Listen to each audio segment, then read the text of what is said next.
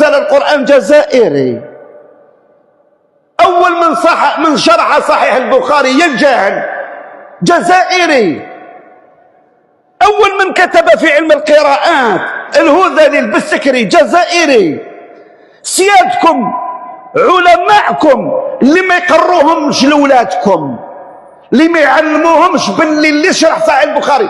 أنا ما قريت فيه حتى كتاب، أنا عبر السبعينات إلى اليوم ما قريت باللي علماء الجزائر داروا كذا وكذا وكذا. نعرفوا نعم جمعية العلماء شبعونا بها والحمد لله، لكن ما نعرفوش تاريخنا، ما نعرفوش حتى باب حسن. هذه على سموها باب حسن، على من سموها؟ شكون هذا باب حسن؟ نعم داي من دايات الجزائر. لقنا بريطانيا درسا لن تنساه في تاريخها، ولقنا فرنسا البغيضة درسا في الحروب البحرية لن تنساه أبدا. قروها لأولادنا؟ ما نقراوش.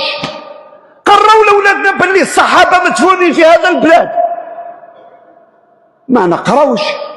عمرنا ما عرفنا، ما قريناش كتب التاريخ كامل، ماشي ذاكرين باللي الصحابة مدفونين في البلاد هذه.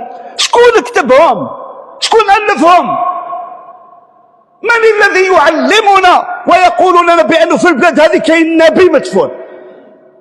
سيدي يوشع بن نون في الغزوات والقبر تاعو مازال موجود.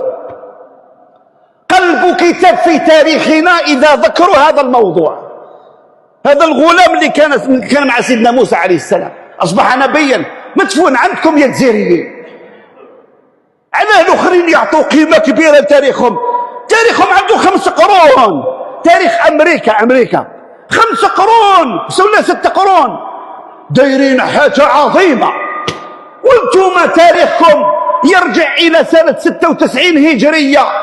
في الإسلام أول مسجد بني في الجزائر مسجد المهاجر أبي دينار في ميلا 96 هجرية، يعني 96 سنة من هجرة رسول الله صلى الله عليه وسلم، ماشي من وفاة رسول الله، من هجرة رسول الله صلى الله عليه وسلم.